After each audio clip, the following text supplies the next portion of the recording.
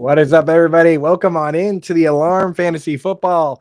We're your hosts, Andrew Cooper, Howard Bender, and man, I hate to say it, dude. The time is flying by. Week 10 ended this week, and I'll tell you, the snowflakes are coming down here in New England already, and it kind of brings a tear to my eye to see it going. But at the same time, we're ramping up for playoffs. I was looking around and things are getting serious. You start thinking about it, and early in the season, it's like, okay, let's just play the game the way you got to play it. Now I'm looking around and I'm like, wait a second, 8-2. If I win this league, that's a couple $1,000. Here we go, baby. Here we go. So, yes, good week of football. We got waivers going. Bender, let me ask you, which game do you think was worse, the Thursday night game or the Monday? I would probably say worst for me was the Thursday night game because I had used Bo Nix in a few leagues, and that was flat out disappointment for me. Last night, actually, it was pretty good. Like I hit my Dallas Goedert prop, I hit my Josh Jacobs prop, and Saquon Barkley did just enough bad stuff to not lose my matchup in the Greenwich Street Tavern League. Shout out to Adam Ronis and Chris Vaccaro for running that league. That is a high stakes league. That is a big money league, and I just barely eked out that victory because Saquon did not deliver. So, dude, in one of my home leagues, I was up 3.7 points going against one player, Brandon McManus. Boy, was that I was like, I already chalked it up. I was like, yeah, I lost here. I mean, like, they're gonna score some points. One extra point for old McManus. Let's go. That's a big win. Defensive stand by me. By you, yes, absolutely.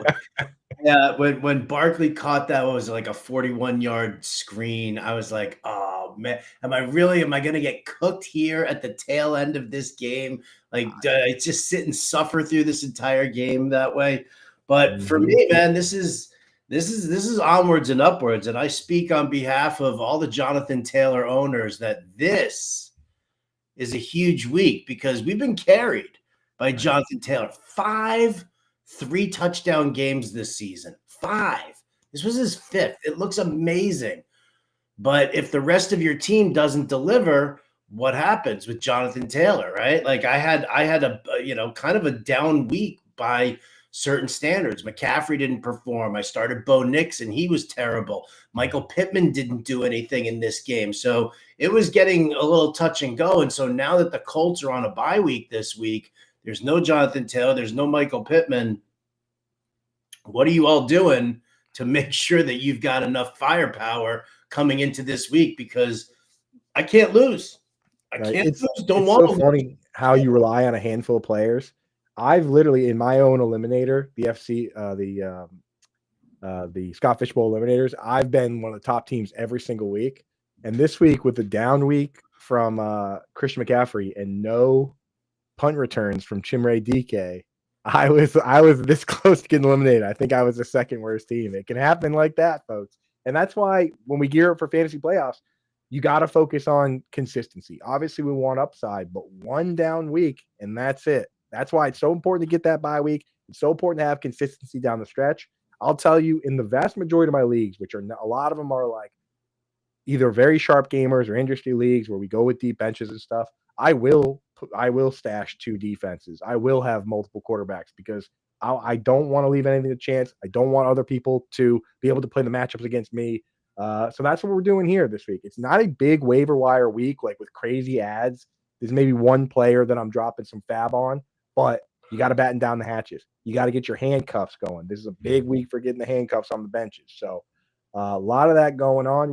Bender, what do you want to do? You want to talk about our teams, or should we jump in the chat and see and clear the deck on some questions first? Let's jump into the chat here real quick. A couple of people got here before we jumped in, here. So I'll just kind of read them off. First off, Brian, what's up? Happy Waiver Wire Tuesday, Fantasy Alarm family.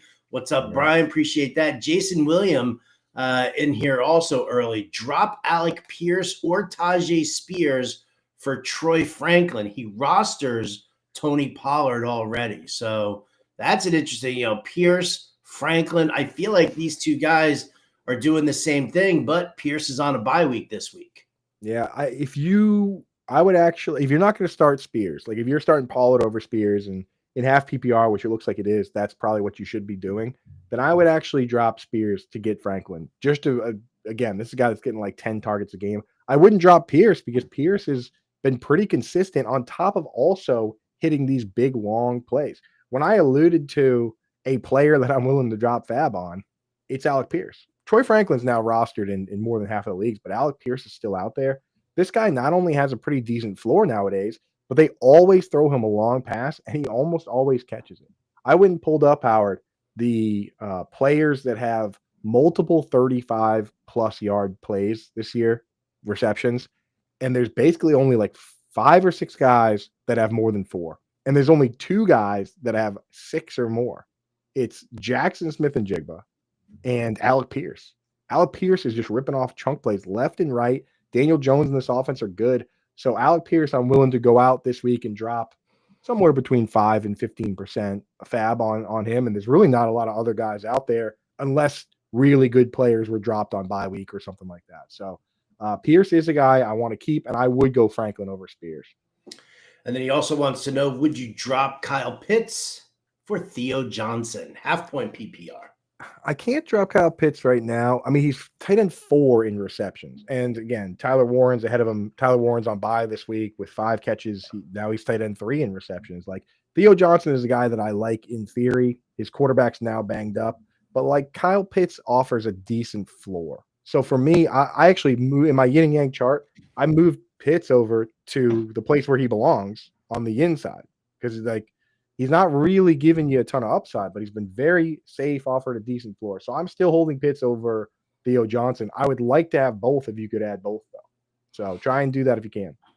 All right. Double A throwing out a question here. Needs to add 2 players to actually start this week. So this kind of jives well with your streamers article that you're going to have out over on Fantasy Alarm as well. And you guys will be able to check that out for sure. Here's the question. We're up. The options are Dalton Schultz, Jaden Higgins, Jerry Jeudy, Tony Pollard.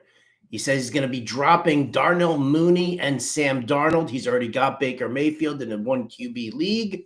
So which 2 would you add? Schultz, Higgins, Jeudy, Pollard. And their flexes, yeah. The thing about Schultz is he's been good. Like, our main streamers who've been using Cade Otton and Dalton Schultz, they have tough matchups this week, which scares me a little bit. Jaden Higgins, for the first time, so very strange deployment for Higgins this year. They kind of taught him a package of plays that are just the 2 wide receiver set plays. They said, come out and learn these plays. So all year long, it's been him and Nico Collins in 2 wide receiver sets, but he hasn't played many 3 wide receiver sets. This past week, he finally did. And came out, had 7 receptions. He scored the touchdown. So Jaden Higgins is going to be one for me just because he has also the season-long upside as well. And then after that, you just hold your nose and you start Jerry Jeudy. I think you just got to go with the guy who's leading his team in snaps. And Jeudy had a pretty good game this week as a streamer. So I think you just got to do that, my man. All right. Jumping through here. Salty Bag of Nuts in the house. What's up, winners and losers? Yeah, sometimes you're the dog, sometimes you're the hydrant. So great to have you in here, Salty Bag of Nuts. Appreciate that. Let's go down to we got Jim Romedy here, another Fantasy Alarm subscriber and member here on the YouTube channel. 10-team PPR. And by the way, if you guys want your questions bumped to the top, there's a little join button there on the YouTube page. If you go over there to YouTube, if you're watching on Twitter or Twitch or somewhere else, we appreciate that very much. Come on over to the YouTube page, right? And pop in there and hit that join button for $4.99 a month. Boom, your questions get bumped up right to the tippy top. So Jim Romedy says 10-team PPR. He's got Kincaid. Worried about that hamstring issue. Who do I replace him with? Waiver Wire's got Pitts, Theo Johnson, Colston Loveland, Mason Taylor, Mark Andrews, and Harold Fannin. Yeah, I mean, it just so happens that if Kincaid's going to miss a couple games here with the hamstring, Kyle Pitts has Panthers this week, which is the number one matchup for tight ends. We just watched Juwan Johnson go out and play really well against them. Then he's got the Saints. Then he's got the Jets. Then he's got the Seahawks. So the Seahawks may or may not have Julian Love back by then, so we'll have to check in on that. But as of right now, that's 4 straight pretty good matchups for Kyle Pitts. So that's where I'm going with that one. Some of these other guys like Colston Loveland, we like the hypothetical upside, but he did kind of go back in the bottle with Cole Kmet back and Luther Burden and these guys. And Mark Andrews has been very touchdown dependent. Mason Taylor really needs the right game script. I mean, the Jets won this week, and they dropped back to pass like 16 times. Yeah. It's just tough and strange offense there. So it's still Pitts for me. It's Pitts. I do like Theo Johnson a lot too, but I still have Pitts ahead of Theo Johnson. All right. Salty Bag of Nuts wants to chime in about last night. Green Bay's got some problems. Love either isn't good or the OC is bad, or maybe it's both. What do you think? I just, to throw this out there, I mean, this is Matt LaFleur's scheme. It's not even the offensive coordinator's issue. This is a head coach who wants to do run first. The problem, I think Love is a little bit of a problem. I think that he hasn't really developed as much, but part of the reason also is because who the hell is he throwing the football to? Right. These guys are so in and out of the lineup on the regular basis that how do you develop a consistent rapport with any of these guys, right? I mean, Christian Watson's played 3 games this season. Romeo Doubs is, probably the most consistent guy there, but you lost Jaden Reed. Tucker Kraft is now gone.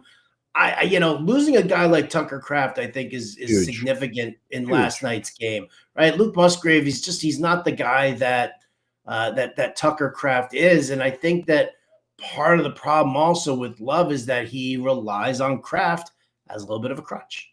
Yeah, Luke Musgrave not just relies on Kraft as a crutch, which he definitely does, but look at the 49ers when they lose George Kittle. The run game takes a big hit as well. And Luke Musgrave, as much as I'm willing to stash him and even use him this week, I mean, he ran a good number of routes, which is nice for fantasy. He got run over by Jalen Phillips at one point last night. He's just not a blocker. That's been his problem. That's why Tucker Kraft was able to leapfrog him. He's just not a good blocker. So, really tough situation for Green Bay. And to Howard's point, Christian Watson led the team in routes run, and he hasn't played, he's playing football for the first time in a year. So it is kind of a mess. I think they're going to be fine, though. I think this was just one of those games where 2 really good defenses played each other and kind of sniffed out what the other team wanted to do, and it was just gross. It's ugly.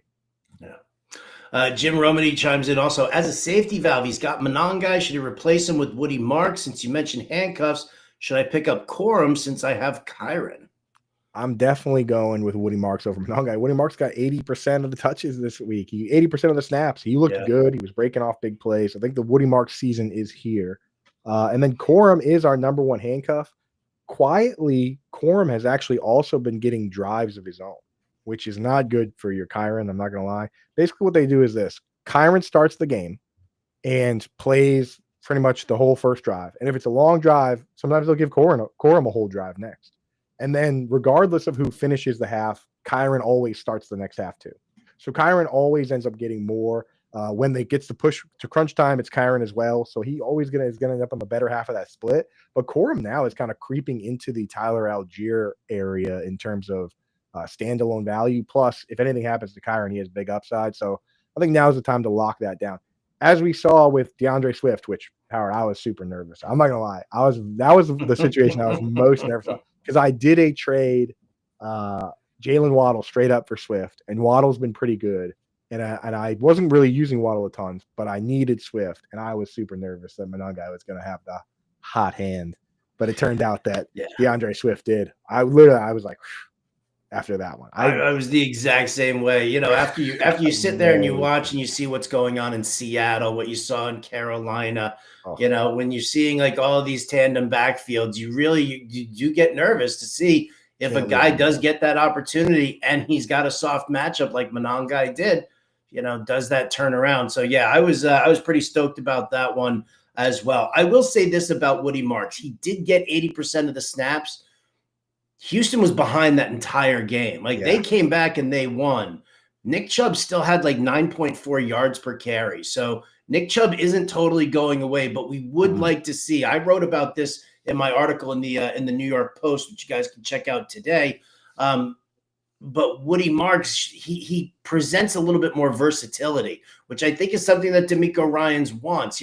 When you put Nick Chubb out there, that either he's either getting the football and running right up the middle, or he's going to block. With Marks is like a whole different story here, because you're looking at a guy like him who's got the versatility to block and release and go out and catch a pass. You've got him. He can go between the tackles. He can take it to the outside. So I think that's kind of why we're looking at this progression towards Woody Marks. But I wouldn't expect an 80% snap share in a game where I think that there's a little bit more back and forth going on. Against Tennessee this week, you probably will see a little more Nick Chubb. Plus, Chubb was banged up this week. During the week. Yeah. So exactly. It's like it's not fully wheels up, but it's definitely Chubb over Monongai. Yeah. Jerry Nelson's in the house. Hi, Jerry. Good to see you. Yes, it was an ugly game last night. And Chris Braden, morning to you as well. And yes, Bucky and Chuba are killing me too. I need them back to deal with that. Jerry pops in with the only person that he's interested on the waiver wire is Joe Burrow to stash. The report came out that Joe Burrow is targeting now week 13 as his return date. So, Coop, I think this is the ideal time to move into our quarterback waiver wire talk. Absolutely. And I'll tell you, when you see the Joe Burrow, like the media always tries to take everything and stick it into a tweet, into a box, right? Like when you watch Joe Burrow's comments, it's not necessarily him saying, I'll be back for week 13. He said, it would be nice and symbolic for me to come back and play on Thanksgiving against the Ravens.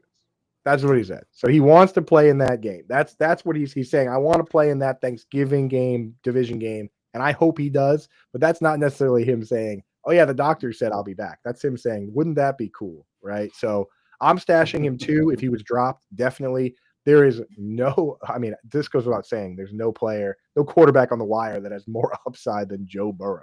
So, like, if you're talking about your second quarterback, it's him over everybody, right? If you're looking to stream, Joe Flacco might have got dropped too. And, hey, at least 2 more weeks of Joe Flacco we're going to see, where the matchups should be pretty decent. This Bengals-Steelers game should be one where it's throwing the ball all over, because both these teams have been able to throw on them all year. I think the number one guy for me, though, for either streaming or just moving forward, is Jacoby Brissett. I will say, again, he played a terrible game this week. He lost the game by himself by fumbling the ball away for 2 touchdowns. But that's only -1 or -2 points in fantasy football. I don't care about that. It doesn't matter whether it goes for a touchdown or not.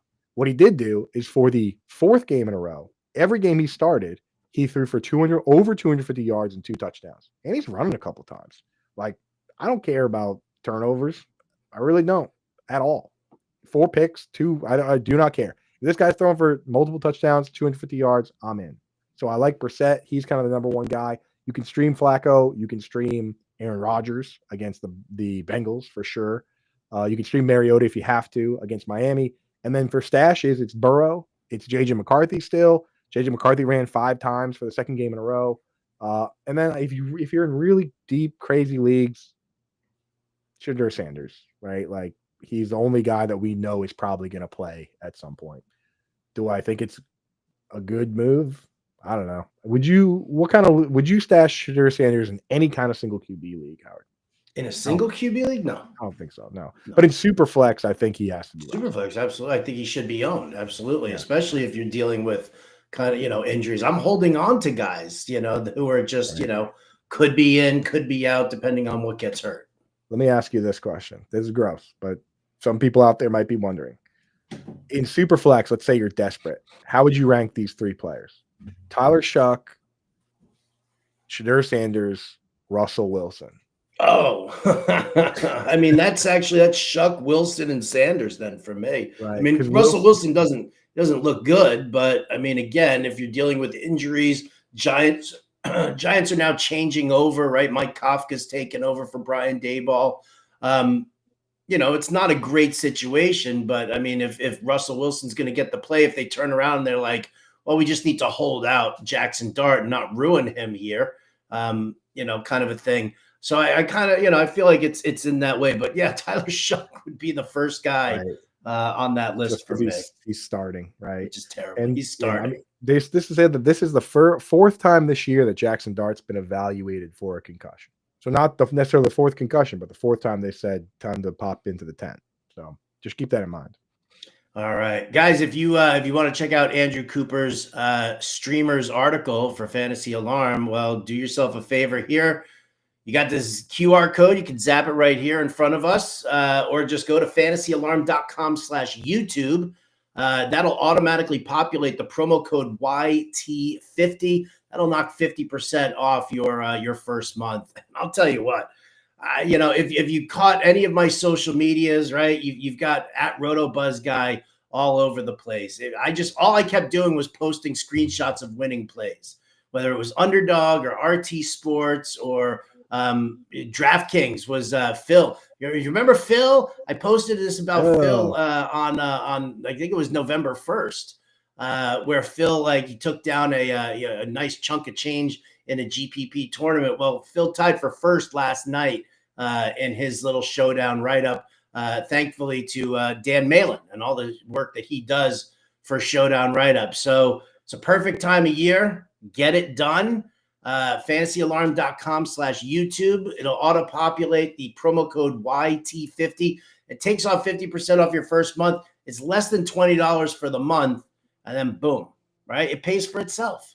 It pays for itself. Yeah. If you're just becoming a new member, go back because we leave them all up there. You can go back and look at the streamers and stashes articles and just look at some of the stashes from early this season that were in some of those articles before a lot of people out there were even thinking about them. Guys like Darren Waller, Rondé Gadsden, Woody Marks, all these guys, we were talking about them, but that's where the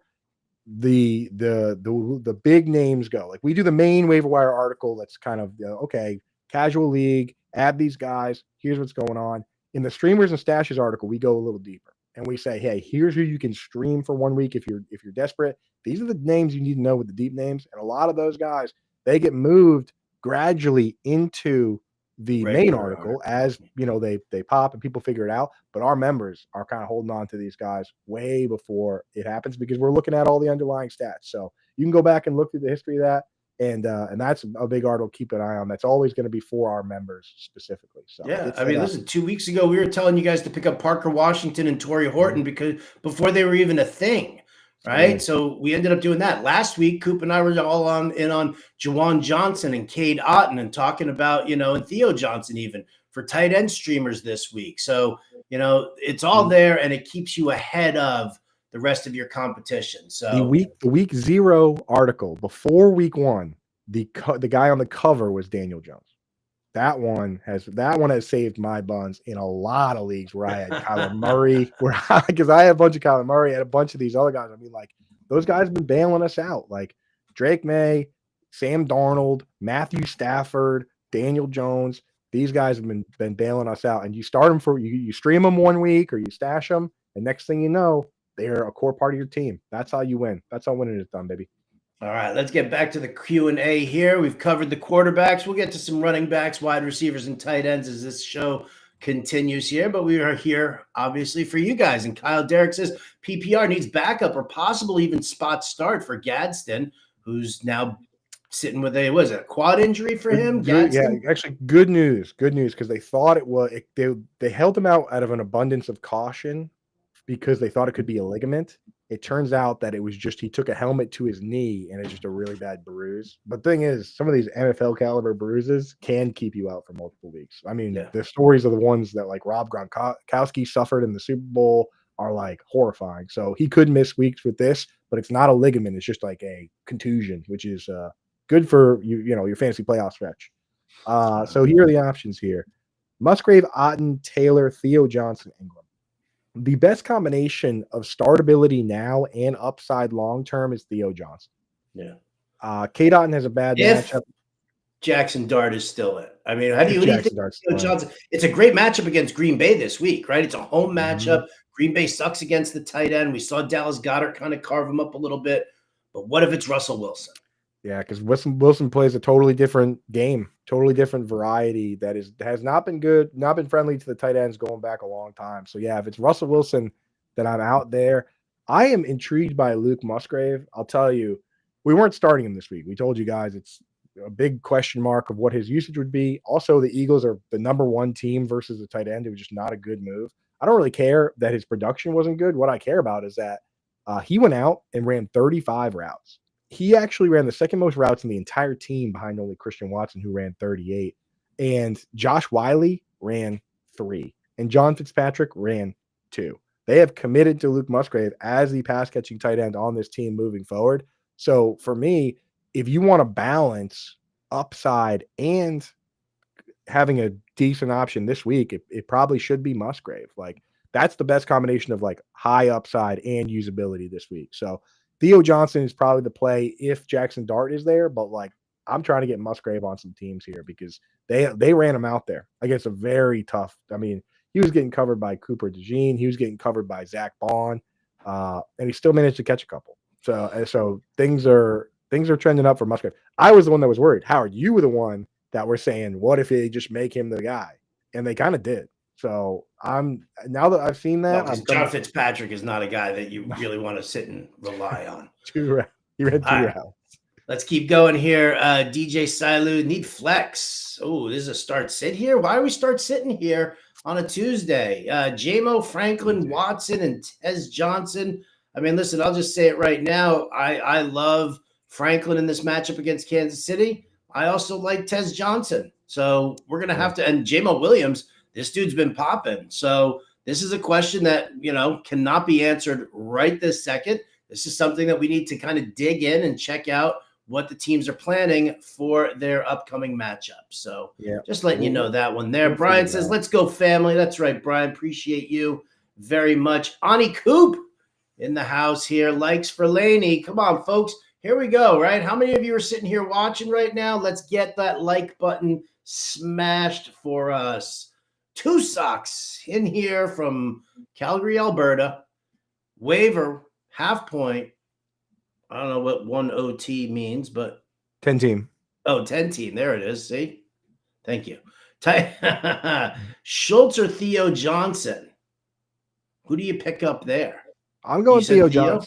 I'm going Theo. The thing with Schultz, though, he's been a good streamer, just not a good matchup this week.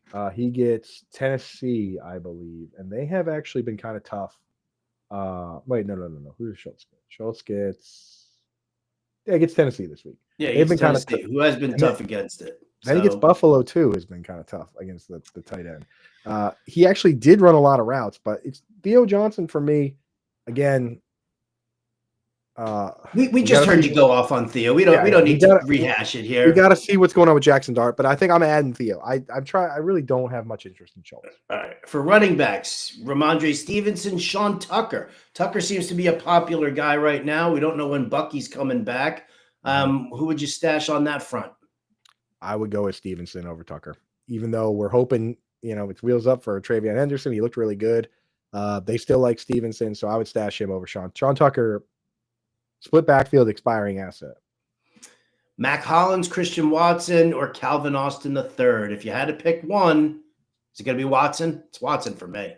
It's Watson, but I quietly kind of like Calvin Austin as a stream this week. So if you were to, he's in my streamers article, Watson is, because he ran out and DK Metcalf ran 34 of 35 possible routes.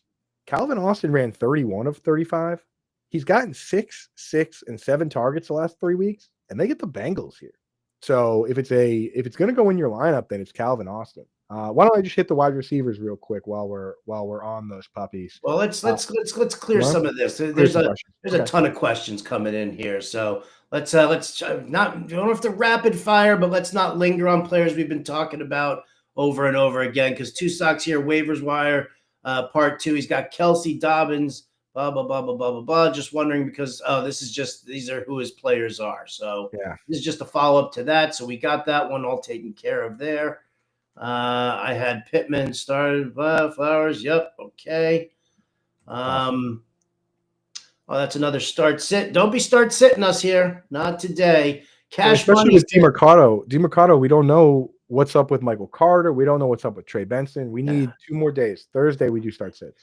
Cash Money says was offered Saquon for T. Higgins and Jalen Warren. Well, see, I would do that. Absolutely. In a heartbeat. Yes. In a heartbeat, for sure.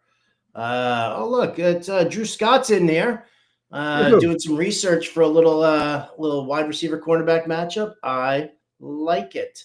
Love Jerry Nelson wants to know Higgins or Burden. Which one should I make my number one priority? Assuming that's Jaden Higgins, not T. Yeah, I have them both in the article this week. I would go for Jaden Higgins over Luther Burden right now. I know that's not super popular, but Higgins is just closer to having a meaningful role than Burden is. Unless they come out today and say DJ Moore's injury is serious and he's going to miss time, then it's obviously Burden. But Jaden Higgins is quietly closer to actually being the second wide receiver on this team. He was second in snaps behind Nico. So for me, it's him right now. Would you drop Krosky Merritt to get Tyler Algier? I will preface this by saying that Krosky Merritt does get Miami this week. He does, but Algier is going to be very streamable for the next 3 weeks. In positive game scripts, this guy has 5 games with double-digit carries. Carolina, New Orleans. So it's the Panthers, the Saints, and then the Jets for Algier. So he's my super streamer this week because he's not just a 1-week stream. He could be a 3-week stream for you. All right. Deathwish in the house. What's up, dude? Coop and Howard, how are you guys? 8-2. Added Ravens D before the game started Sunday so I could start them. Falcons and Packers also available. Should I stay put with the Ravens? Falcons are a very good stream this week against the Panthers. I know the Panthers won 30-0 last time they played, but Vegas isn't buying it. The Falcons are favored 3.5 at home. Baltimore gets – who do they get? Brownies. Ooh, I think and then the Packers get the Giants. Wow. Those are probably – I think those are going to be my top 5. Right. I would switch to the Packers if I knew it was Russell Wilson starting. For the time being, I'm going to stay with the Ravens, though. I'd stay with the Ravens, yeah, because the Ravens' schedule is pretty good. It goes Browns this week, and then it goes Jets next week. So you can start them next 2 weeks. Deathwish has Daniel Jones on a bye this week. Purdy still hurt. Needs a dumpster dive for QB. Mac Jones available. Geno Stroud, Tua, Lawrence Mariota. Damn, somebody already has Jacoby Brissett, huh? If Brissett's not there, I'm starting Mariota against the Dolphins. Take some of that Russian upside for sure. He's running the ball, yeah. And he wasn't even bad. Like game just got out of hand and they took the starters out. He probably would have put up some more garbage time numbers if they just let the kids play. Best defense to stash for the playoffs. I'll tell you, if you can't get Cleveland, New England kind of does it for me here. New England, great. Yeah, the 3 defenses to stash are Cleveland, New England, and then a third one, the dark horse, is Tampa Bay. Yeah, Tampa. Because Tampa's got bad matchups next 2 weeks. Buffalo and the Rams not using them. But then they go Cardinals, Saints, Falcons, Panthers, Dolphins. And then Panthers again, but that one's week 18, so it doesn't really matter to us. But like their schedule gets real soft at the end there. So those are the 3. But I would definitely prioritize of the ones you named, New England. All right, Brian's in the house here. Love that avatar, my friend. Thanks for doing the show. You're welcome. For streaming in the playoff push rest of season, how do you rank Purdy, Burrow, Brissett, and Tua? I mean, for the 5 inches in front of your face, it's Brissett, right? Because he's the only one that's playing. But I would rank in terms of stashes. You got to go Burrow over Purdy. I think you do because they both have turf toe. So like, just go with the better player, which is Burrow. Agreed. So I'd rank that right now: Brissett, Burrow, Purdy, Tua. Tua's terrible. Tua's terrible. I was interviewing Darius Rucker yesterday, and I asked him what is the biggest mistake that he's made in fantasy football, and he's like, I keep drafting Tua. He's a huge Dolphins fan. He's like, I keep drafting Tua, expecting him to one day turn it around, and that day will never come. So. Dude, do they have their own podcast, man? They got a nice little setup. Where were they recording from? They were over in the SiriusXM studios in New York. If you missed yesterday's Fantasy Alarm show, it was Darius Rucker, Mike Mills, who was the bassist for REM, and Steve Gorman, who was the drummer for the Black Crowes. They put together a little mini super group, and they're all big sports guys. Gorman used to have a show on Fox Sports Radio that he used to do. And then both Mike Mills and Darius Rucker are huge fantasy junkies. Huge. Those guys are funny, man. Those guys are cool. I can't, dude. That show should have been Thursday. Mike Mills actually shouted out your boy Jax Falcone because he connected me and Mike long ago. With some fantasy baseball stuff. Yeah, Jax is great, dude. Definitely. That's cool, man. I'm really happy for you guys. Oh, thank you. Deathwish says he's also got too many 49ers. Yeah, that's a problem. He's going to drop Eddie. He's going to drop his kicker. Would you recommend grabbing Fairbairn, Loop, McPherson? Who's Thick Boy? I'm not sure. Boy? Let us know who Thick Boy is. Yeah, I don't know who Thick obviously Boy is. Very interested in who that might be. Is that Cam Little? I mean, I'm trying to think of who that might be. Fairbairn, if he plays, is a star. But I'm going with Loop otherwise. I know he missed a tough one this week, but the kicker for the Ravens generally is good. They usually lean on him, so that's where I'm going. All right. Double A wants to know, could Nick Chubb be a good start this week for the desperate? And this is an ideal time to jump into your running back. Waiver wire talk. What do you got, Coop? Here's what we got. Chubb? Yeah, there's not a lot of crazy RB ads this week. Tyler Algier, like my advice to people out there is go out and get if you're cruising into the playoffs, get the handcuffs for your guys. Cause like the last thing you need is a major swing where you lose your starter and somebody else gains a starter. Like I don't typically love drafting handcuffs, but this is the time of year I make sure to go out and get mine. So Blake Corum, Brian Robinson, Tank Bigsby, Tyler Algier, all those guys. If you don't have the starter, though, I'm prioritizing anyone that has a little bit of standalone value. So we're looking at Tyler Algier. We're looking at Blake Corum. If you need a guy for a stream in a standard or half PPR league, I'm looking at Tyler Algier. I'm looking at Nick Chubb potentially, and I'm looking at Devin Singletary. Devin Singletary has one role in that offense. He got every carry in the short yardage and goal line. Tyron Tracy started. He got all the pass work. He got kind of the between the 20s work. Devin Singletary got like 9 total carries, 4 goal line, 5 were like 3rd and 1 or 4th and 1. So Singletary's the bruiser. He's kind of your touchdown bet.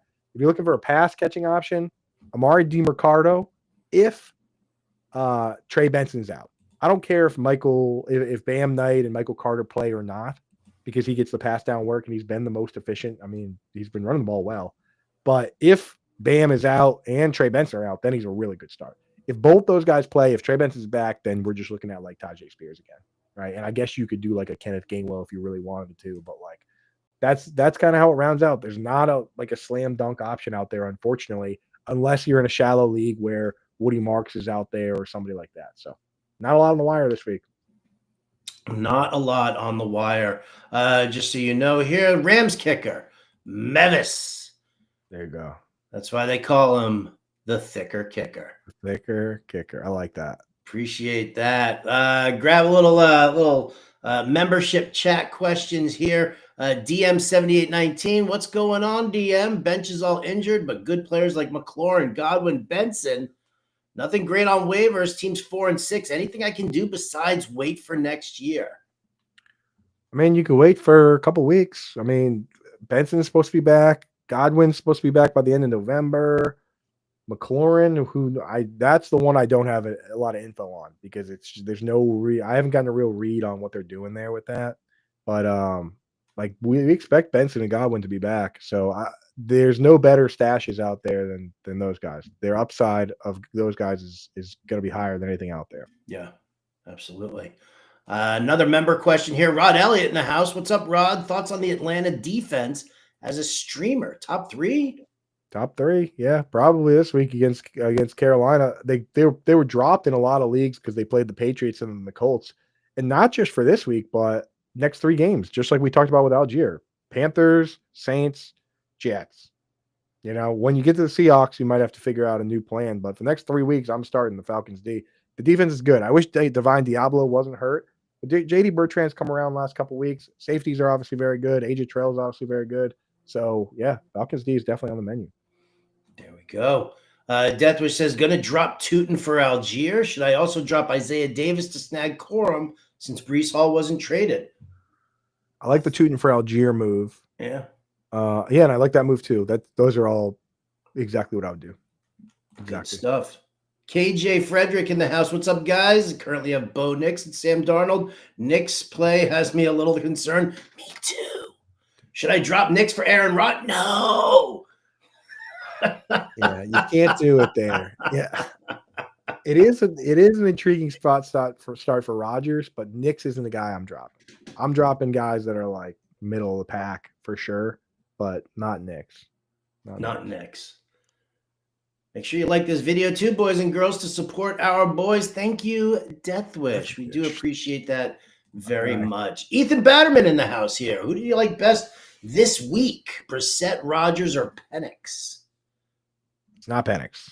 It's not Penix here, but Brissett or Rodgers, I'm going to have to dive in on. It's probably going to be Brissett, but the Rodgers matchup is so good. Steelers have the highest implied point total. Would you go Rodgers over Brissett for just 1 week? San Francisco's past defense has been terrible. Did you see what happened to what Stafford did to them? That's what I mean. And Brissett throwing for 4. I mean, how many games in a row this guy got to throw for 250 yards and 2 touchdowns? How many games in a row before we just say this guy is good in fantasy? He's figured out how to throw touchdown passes to Trey McBride, something that Kyler Murray could not do. So, yeah, it's Brissett. I almost feel like Rodgers is like the sucker play this week. Everybody's going to be like, oh, I'm going to drop for Aaron Rodgers because he's going up against Cincinnati. Cincinnati sucks, though, dude. They're terrible. They're terrible. I get you, but you know what? We could get rug pulled. Did you watch Rodgers this past week? Did you watch him? I mean, come on. He looks old. Bad. But he could still chuck it, though. He can't move. Frederick wants to know if he should hold Christian Watson this week or drop him for Booty if he's available to play. And an absolute spectacular time for Andrew Cooper to talk to you about his waiver wire article on wide receivers. Yes. So there's one top ad that fits the bill for now, for later. That's Alec Pierce. He's available in a number of leagues. It makes me sad because this guy has been our like cheat code streamer for weeks and weeks and weeks. He's been at the top of the streamers every week for us. It's like, hey, he's out there. He's only rostered in 10% of leagues for some reason. But now is time for everyone to add him. So you're going to have to add him here. And he's pretty much the only guy I'm willing to spend like 10, 15% of my fab on. Don't know if I wouldn't use my number one priority on him unless he goes right in because he's on his bye. You know what I mean? But yeah, go out and get him. For streamers, I like Calvin Austin in this matchup.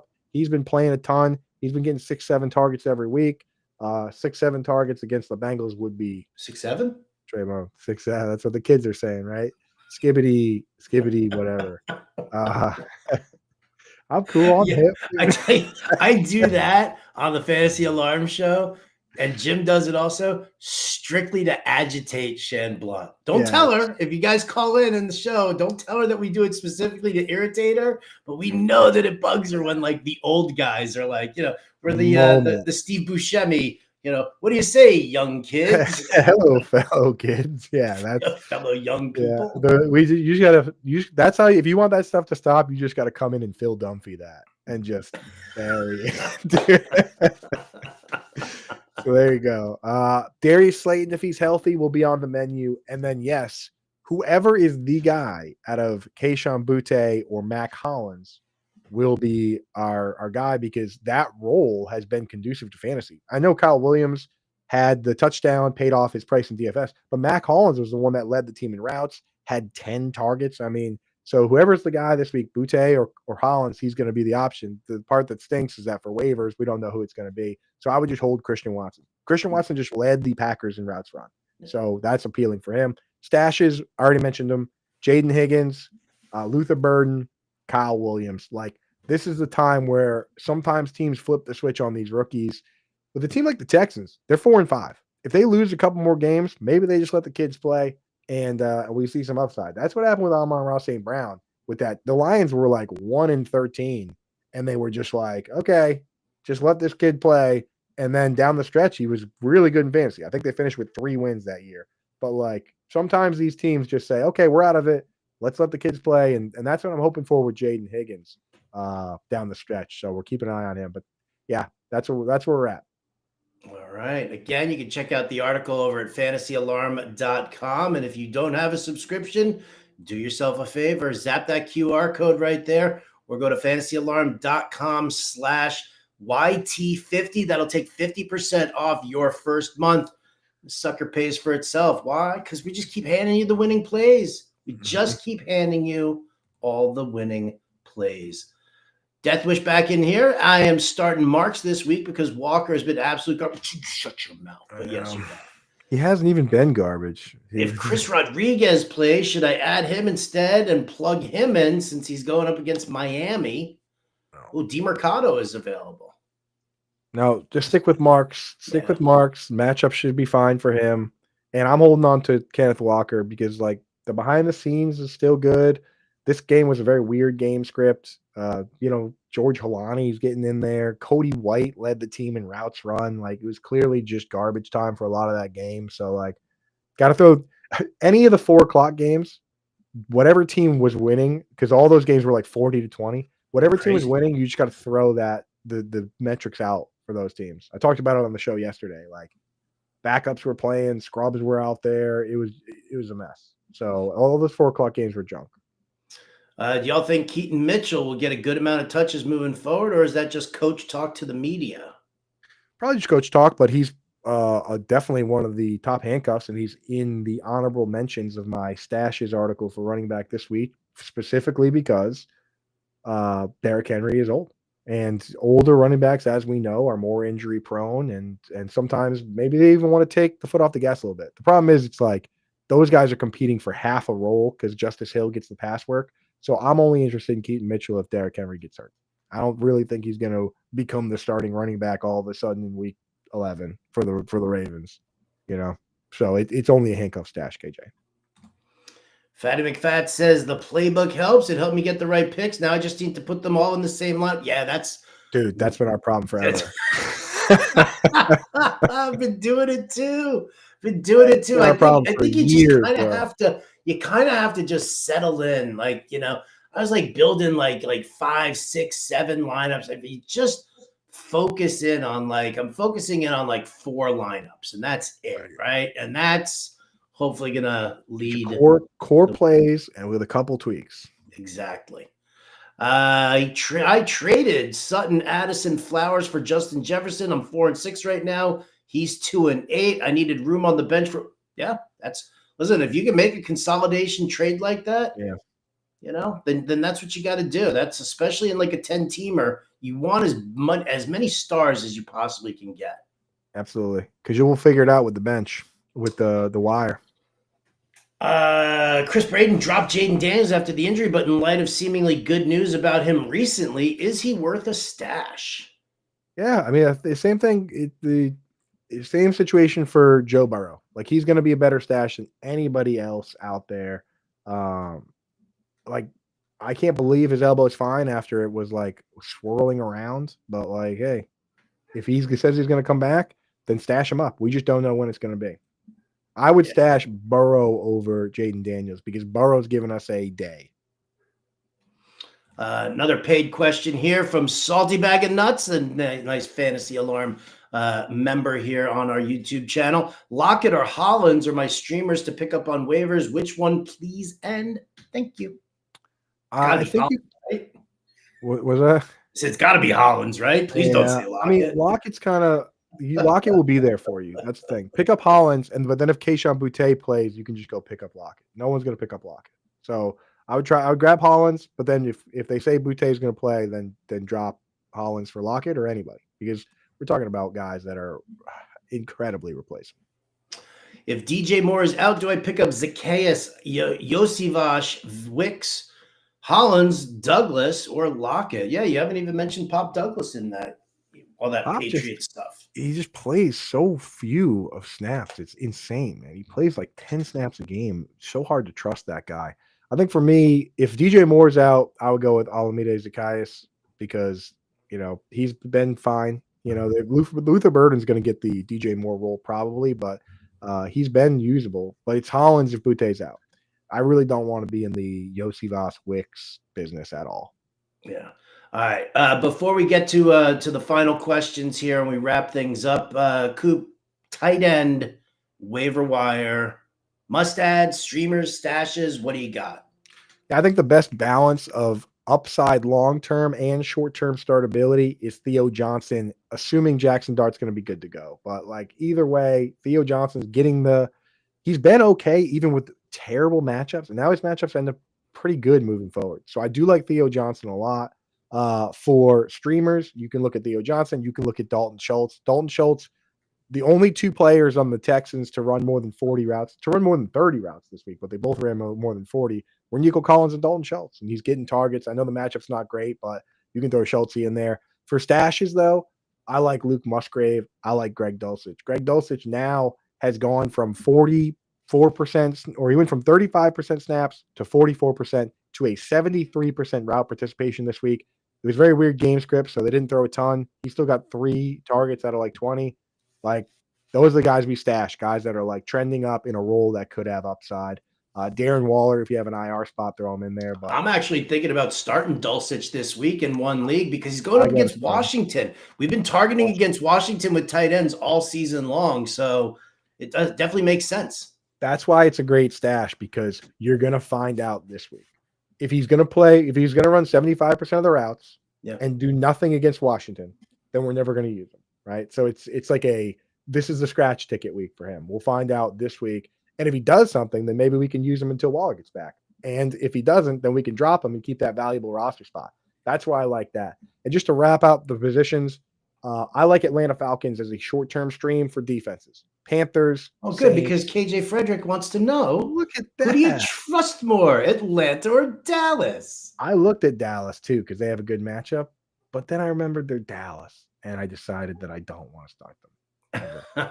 So it's going to be Falcons against the Panthers, Saints, Jets, and then if you want the long-term stash, the Patriots if they were dropped, but they're rostered in a lot of leagues. The Browns are rostered in a lot of leagues. The Bucks.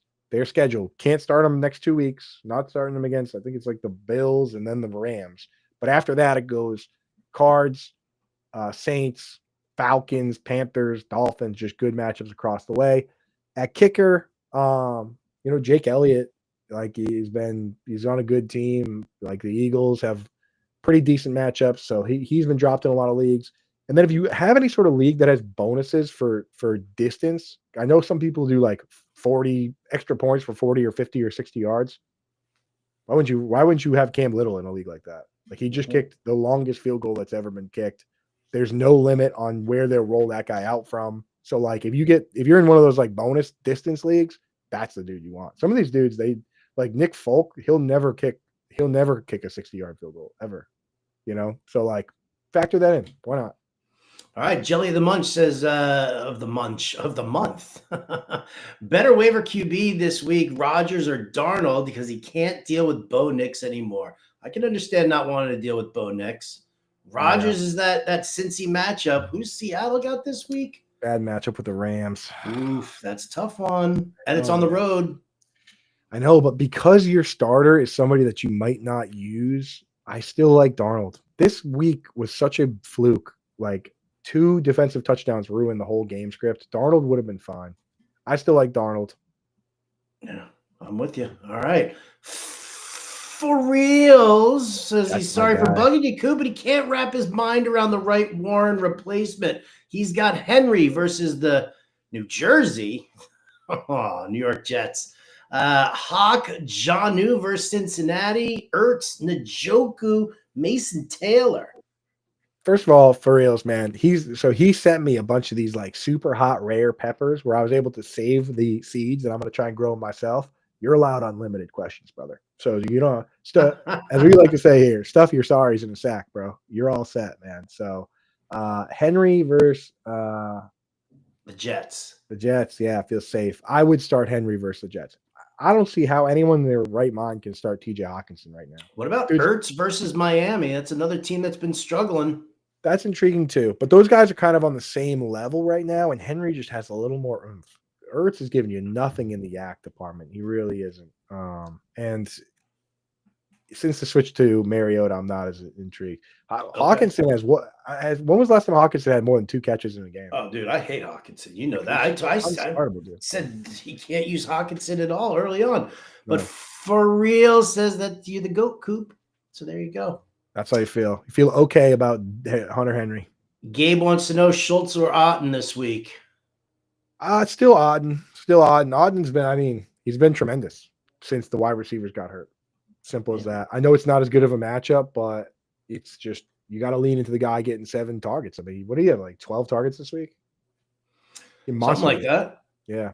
Something like that. The whole range of guys we were talking about, Otten, Theo Johnson, Juwan Johnson, couldn't really miss in that range this week. Chris Braden wants to know if we're still holding Chuba or is it time to walk away? I will say this. I will say that if you are just churning your bench depth over and this isn't somebody you're going to start, I would want to just keep Chuba just in case. Dowdle didn't look great against the Saints. None of the Panthers look great against the Saints this week, but I'm not gonna let a guy go just yet unless I need a player to start. Yes, exactly. He's same. There's no difference between Chuba and any of these other handcuffs that we can't use. Brian Robinson, all these guys. Like, we like the setup. We've seen him be good. If anything happens to Rico Dowdle, he's right back on the menu. Right back. And your tardiness is noted. No excuses.